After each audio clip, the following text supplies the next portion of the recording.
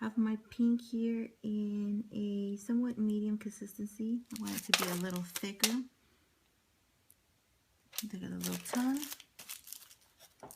Now with my black, I'm going to fill in that space.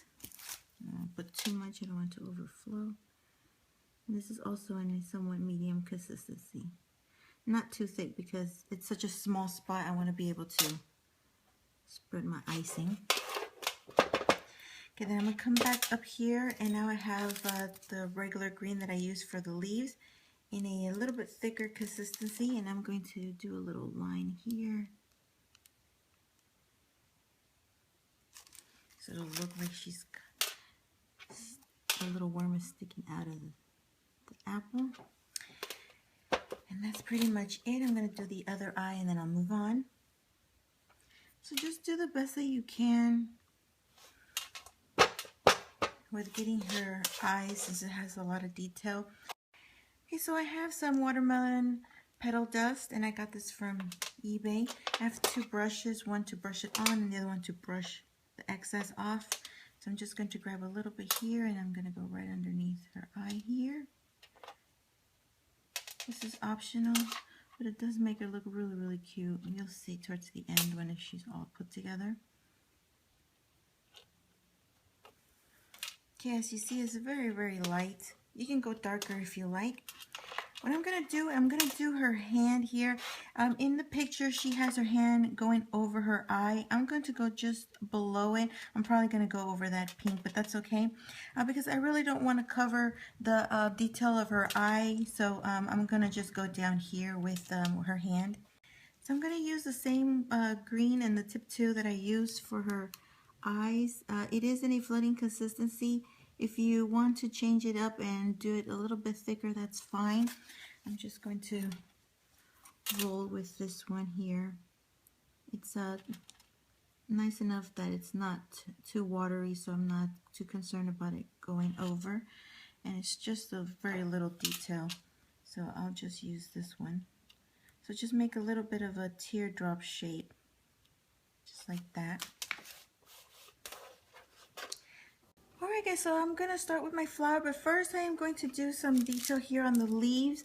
But this is optional, but just go ahead and make some lines with tip 1 or tip 0 if you have it.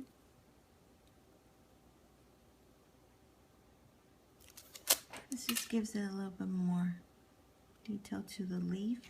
Now I'm going to move on to my flower.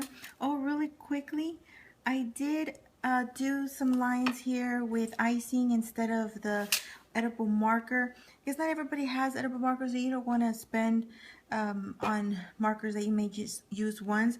You can go ahead and use the icing. I used a tip 1, or you can use a tip 0.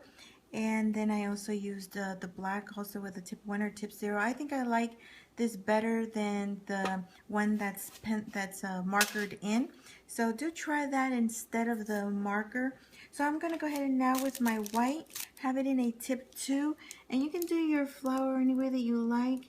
The flower in the picture has 5 petals. And what I'm going to do is I'm going to do mine separately instead of like the way it has it in the picture, which is just kind of like a bubble shape. I'm gonna do mine with the petals a little bit more separated to give it a little bit more detail. And I'm gonna give this about 5 minutes to crust, and then I'll do the other 2. It'll all come together in a little bit. And then I'll do the same thing down here, squeeze and bring in, squeeze and bring in. And I'm going to give this also some time to crust. I'm going to move to another cookie. And I'm going to bring another petal in here. Another one here. And I'm going to give this some time to dry before I put in my yellow center. That way it doesn't want to pull in that yellow and my white. So as you can see there, you can see a little bit better in that flower. Again here, squeeze and bring in, squeeze and bring in.